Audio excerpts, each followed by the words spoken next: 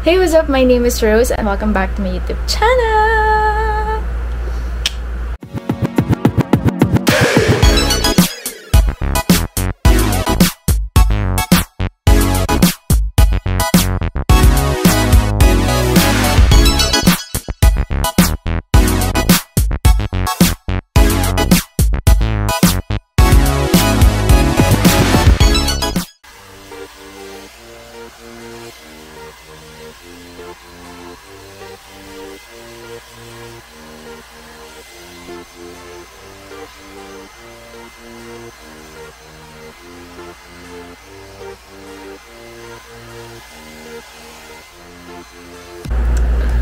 So for today's video, pupunta kami ng Tanza, Cavite. Kasi may gagawin kaming activity. Ayan, hindi lang kami gagala ng something like that. Mag-airsoft kami. All the details about the airsoft game, lalagay ko na lang sa description box. So ayun nga, mag-airsoft kami paulit-ulit. Hindi lang siya basta practical shooting, mag-war games kami. Kami ni Ate AJ, ni Ate Ivy, ni Shell, at saka ni Rose May. Wala si Karen kasi nasa Boracay siya. Karen, umuwi ka na. Ina-joke lang. Supposedly, mag-i-EK kami kasi celebration na rin ng 9 million sa TikTok. Oh my gosh, 9 million na ako. So, ayun.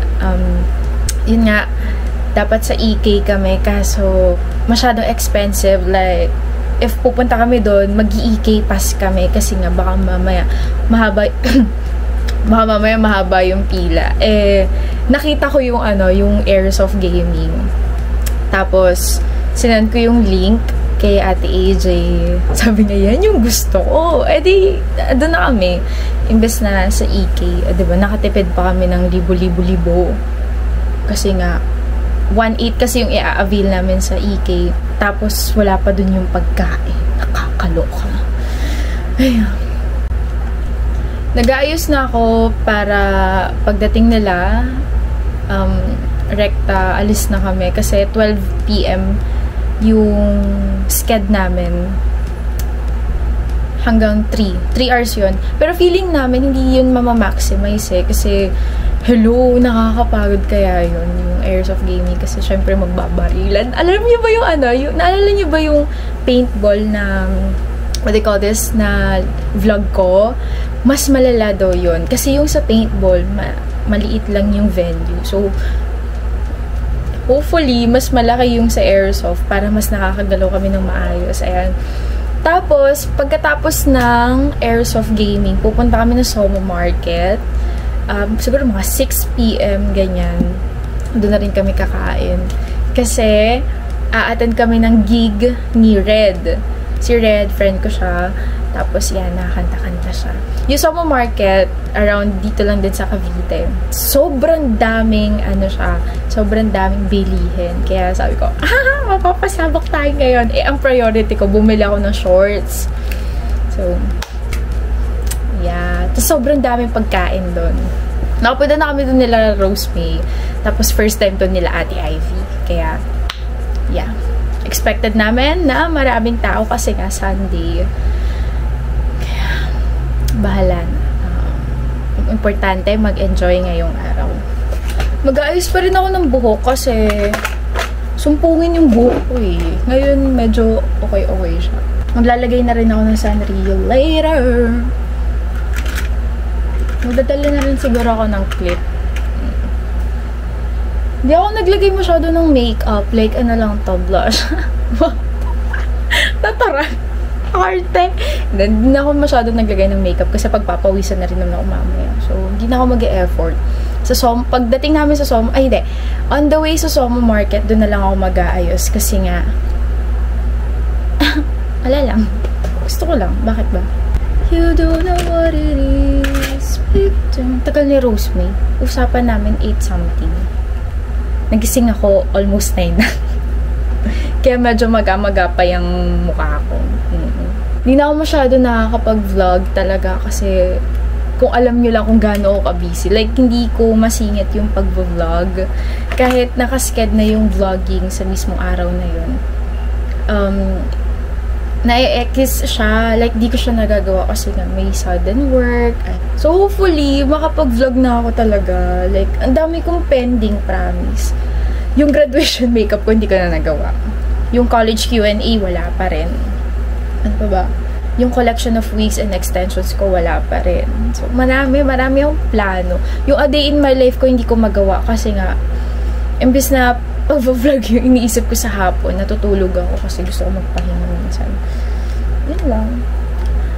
Ay, huwag yung pansinin yung way ko ng pagpa-plancha. Alam ko nakaka-frustrate. Ako rin, napu-frustrate. Pero ganyan na talaga kinasanayan. I don't know what... Ay, eto I'm using the Bare and Bliss lip mask. Ayan siya. Sobrang ganda nito. Nagme-melt agad siya sa labi. Like, parang, gano'n. Dalawang bag yung dadalhin ko. Isang for clothes and isang panggala. So, hala, tabingi yung camera. Hayaan nyo na. So, ito yung mga bags na dadalhin ko. This is from IU. I love this tote bag kasi may zipper and malalim yung kanyang, ang tawag dito, yung pinaka bag. Ito yung may clothes. Recently, I've been loving this bag from the V&G Leather Co. I don't know if you guys can see my stories, my IG stories, but nagagamit ko na. Ito na yung pangatlong gamit ko nito. Actually, backpack to. Wala lang. Gusto ko lang gawing sling bag at saka shoulder bag. Na-adjust naman eh. Kanya-kanyang preference lang yan. Malalim to. Ayan. I have my... So, yung nandito lang sa aking bag, wallet, dalawang makeup, supply, and sanitary napkin. Kasi, dapat lagi tayong Girl Scout. Lucky hunter. Tapos, I'm gonna bring my makeup bag from the Get Ready With Me Cosmetics. Pinadala nila sa akin to along with the other, tag dito, yung makeup nila. Sobrang bet na bet ko to. Kasi dalawa yung zipper niya, tapos ang dami mo na malalagay. Okay, so, Rosaline, bakit ka nagdadala ng makeup ang arte-arte mo? Maarte po talaga ako. Mag-aayos lang ako pag papunta na kami. Ang ingay, binang-aso, nakakaloka. Magdadala lang ako ng makeup just in case I wanna, you know, paganda. Pero ito yung mga dadalhin ko in this area. Blah. In this area, magdadala ko ng isang brush. Actually, dalawa yung brush na idadala ko. Tapos, isang setting spray. Micellar water, cotton pads. Ayan siya. And then, here, diba, ang dami mong malalagay. Like, literal siya na small makeup bag. I have a bigger organizer na pinaglalagyan ko. Pero ito, travel bag talaga ng makeup. So, dito, magdadala ako ng Maybelline, what they call this, skin tint, powder, and then, dito yung mga parang blush, pangkilay, and eyeliner. So, ayun lang. Yun lang naman. Lang. Ang dami mong dinala lang. Kaartehan. Yun lang yung dadalhin ko. Hindi na natin dadagdagan.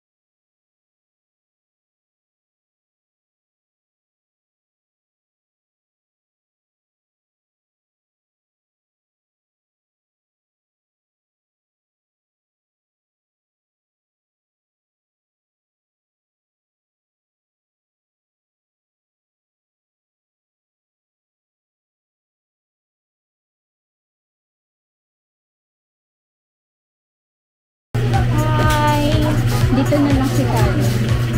Ito, si Karen. Karen! Lumitaw nga talaga.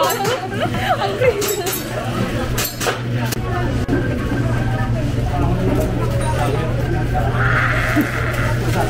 Mama ka rin hangin.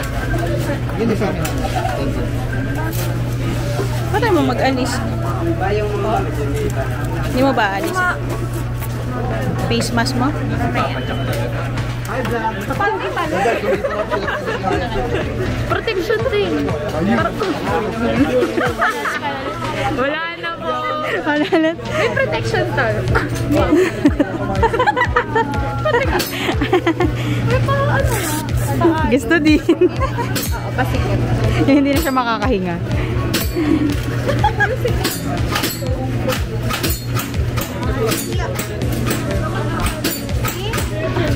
Kabila. Pwede ng ano to, corset. Oo nga. Di ba nagka-shape? Daming bulsa.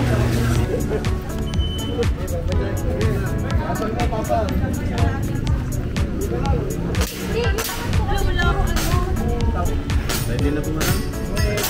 Welcome po sa Tasra. Bago po tayo magsimula, for gun safety rule po muna tayo. Ang una po nating gun safety rule, lagi po nating tratuhin ang ating mga baril na ito ay may laman. Huwag po nating ang lalaroin to ng papasta-basta. Kahit po siya walang magazine, walang battery, dapat po lagi siyang loaded pag tinatrato natin. Then pangalawa po, lagi po huwag nyo pong itututok ang inyong mga baril sa mga bagay na ayaw nyong barilin. Unless nandito po kayo sa bar games, pwede po kayo magtutukan kasi ito po ay labanan naman talaga. Pero sa labas po, huwag tayo magtututukan ng baril. Then third gun safety rule, lagi pong trigger finger out. Hindi po namin i-upload ang inyong picture pag po may nakapasok po dyan. Lagi pong nakalabas po yan para po sa safety na rin po ng kalahatan. Then pang-apat po, lagi po titignan kung anong nasa likod ng inyong binabaril. Kung halimbawa po may kabarilan kayo dito, may bata na nasa likod, huwag niyo po munang babarilin. Tawagin niyo po yung marshal para paalisin kung sino man ang nasa likod.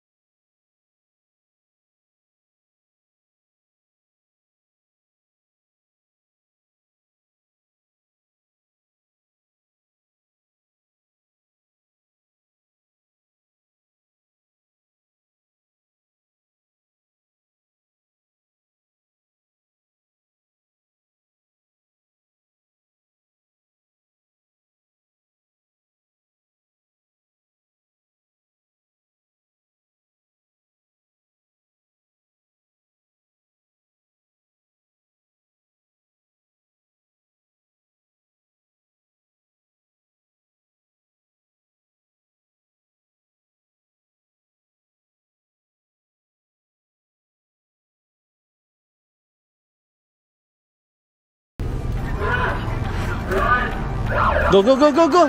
Takbo na po sa mga taguan. Sige po, sa saging.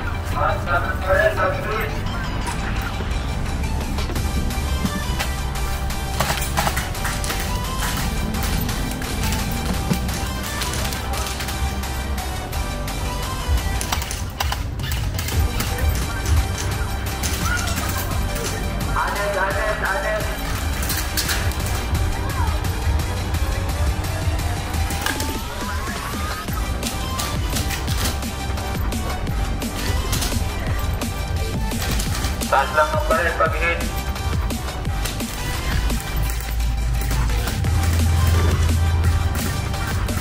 Mayroon pang na-hit.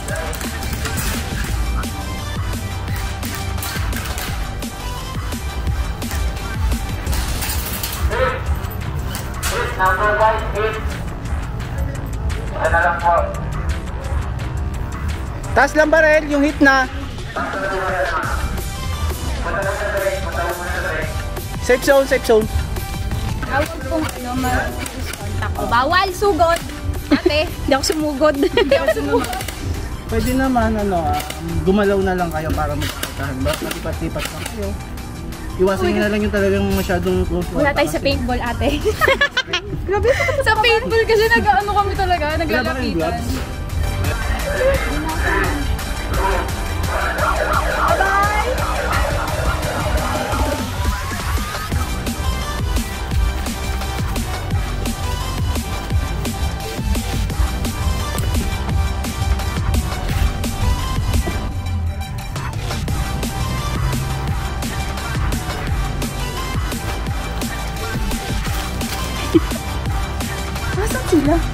ko din kita.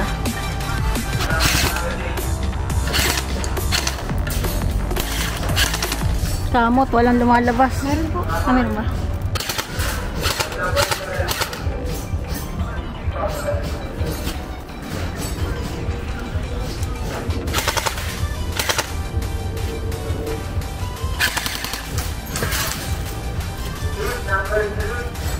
Mahit ko siya. O, tapos na. Ito, grabe. Bebe. Ano sa butas eh, yung ganun. Shoot ang bala ko, diba? Ay, na-out. Sinamang mo. Okay. Sa butas. Tungkol ko sa butas sa ganyan. Ano? Diba? May napaupo ako. Tignan mo. Gila. Sobrang itis. Nakita ko yun. May bawal kang pambaba. Ha? May bawal kang pambaba. Pati nga underwear mo yung pang-swimming. Overnight kayo. What can you say about our experience? We're shocked. Ilang beses ka natamaan? Tatlo? May tatlo lang ba? May tatlo ko tattoo. Ay, ikaw. Meron akong dalawa. May tattoo ako dito. Markani? Rosalie. Tapos AJ. Ang magaling. Ako, natamaan ako. Saan? We? Ay, Dito! Nagpaawa. Pero masaya naman. masaya. Masakit lang sa tuhod. Punta kayo dito sa Tanza. Laro din kayo. Hi guys! It's been 2 days since our last gala. Di na ako nakapag-update nung pag-uwi namin and kahapon kasi pag-uwi namin sobrang pagod na pagod ako. Tapos I had to write letters pa. Kaya di ko na napagtuunan ng pansin yung vlog. And then supposedly dapat kahapon ako mag-vlog ng update regarding sa gala. Kaso natambakan ako ng trabaho. Ngayon lang ulit ako nagka-free time kasi kakatapos ko lang naman mag-film and magtiklop ng mga damit. So anyway, magkukwento lang ako tungkol sa mga nangyari noong Sunday. Gumala kami kasi, diba? Tapos, pinuntahan namin yung Airsoft sa Tanza, Cavite, at saka yung Somo Market. And then, super saya nung Airsoft. Yun nga lang, meron siyang consequence yung saya na yun. Puro pasa yung magkakaroon ka ng mga pasa. Kasi nga, instead of paintball, pellet yung tatama sa'yo. Like, for example, eto. I don't know, guys, if you can see. Tas, yung sa pinost ko recently sa Instagram, di ba may mga pula-pula yun? Fresh yun. Yun tama yun ng pellet. Hindi yun like, kagat ng lamok or langgam, something like that. Hindi. Tama yun ng pellet. Tapos, very accommodating yung mga staff doon, yung mga marshals. Oo. Tapos, ang dami mong pwedeng pagtaguan. Hindi, malaki din naman. Oh, may puno ng saging doon na pwede mo pagtaguan. Yun nga lang, ang daming bawal. Bawal sumugod, bawal yung short range na firing kasi sobrang lakas talaga ng impact nun. Like, ang sakit talaga. Pero, ayun, sobrang nag-enjoy naman kami. Tapos may nakalaban kami. Ayun. Yun lang naman. It's very, like, affordable lang talaga yung presyo nung sa Airsoft. Lalagay ko yung details sa mismong description box para ma-check nyo. Other than that, mainit. Pero kasi may, yun, doble pa sa init yun yung mask. Pero kasi protective gear yun. So, sobrang kailangan mo nun. And I suggest, if maglalaro kayo nun, magsuot kayo ng sweater at saka jogging pants. Tapos, magsuot kayo ng black shoes. Kasi, mamaya, maputik pala dun sa pinagtatapakan nyo, diba? Ayun, yun lang yung suggestion ko if maglalaro kayo ng Airsoft. Kasi yung naglaro kami ng paintball, hindi kami naka-sweater nun. And bearable naman yung sakit. Pero dito, ay naku po, magsuot kayo. Anyway, ayun, after naming mag-Airsoft, pumunta muna kami ng SM Tanza. Tanza. Basta yun, pumunta kami ng SM Tanza. Para magpalit. Doon kami nagpalit. Tapos, bumili lang sila ng ice cream. And nagsasave kasi ako ng money for the Somo Market. So, pinigilan ko talaga yung sarili ko na wag bumili ng kung ano-ano sa SM. Kasi pumasok kami ng Uniqlo. So, stop. Don't buy anything. Ganyan. So, pumunta na kami ng Somo Market kasi nanood kami ng gig ni Red. Dito na ako hindi nakapag-vlog kasi lobat na yung Osmo ko. Sabi ko na dapat dinala ko to But anyway, ayun. Bumili kami ng pagkain. So, sobrang daming pagkain. Mahihirapan talaga mamili. Pero kasi sa akin, shawarma rice. My go-to food kapag gutom na ako. Ayan. May mga Korean food. May mga street food. Ayan. Tapos, sa bandang pa yun medyo malayo sa amin yung mga bilihan ng damit. So, nag-dinner muna kami. Tapos, katapat namin yung stage, yung parang sa banda. So, ayun, nag-perform si Red. Sobrang thankful na. Thank you siya ng thank you. So, thank you rin, Red, and you're welcome. Thank you rin, Red. Sobrang galing. Sobrang galing niya. Stream her songs. Ilalagay ko din yan sa description box para ma-stream niya. Sobrang ganda. Yan yung mga ginawan ko ng POV. Yung lihim na pagtingin. Ayan. Tapos, may part 3 pa yun. So, abangan natin yan. And then, after eating, bumili na kami ng damit. So, tiyan! 5 items lang to kasi ito lang yung nagustuhan ko Oo. First 2, bumili ako ng 2 white tops. Kasi, I've noticed na wala akong masyadong white tops na, pang lazy lang na panggala. So, ayan. 100 each to. Isang ganto. Na parang rib ata yan, yung tela niya. Or yung design niya, ganyan. Tapos, white ulit. Na ganito naman yung itsura. Ano bang tawag dyan? Lettuce top? Ganyan. Hindi siya crop top kasi hindi mag-work sa akin ang white crop top. Oo, pag plain. Ayan. If medyo manipis naman, edi I can wear a tube top na lang inside, diba? Next, bumili ako ng shorts. Actually, yun yung priority ko kaya kami pumunta ng Somo Market or kaya gusto ko rin pumunta ng Somo Market kasi I need shorts. Since medyo gamit na ang aking mga shorts, kaya bumili ako nito. I don't remember the price. Ito, bumili ako ng ganyan na may belt, kinamerot. Tapos, naghahanap kasi ako ng black nito. Kaso, iba yung design. Ay, hindi ko nagustuhan. So, ito na lang yung binili ko. Ang kapal ng tela nito, Ayun, sobrang comfy.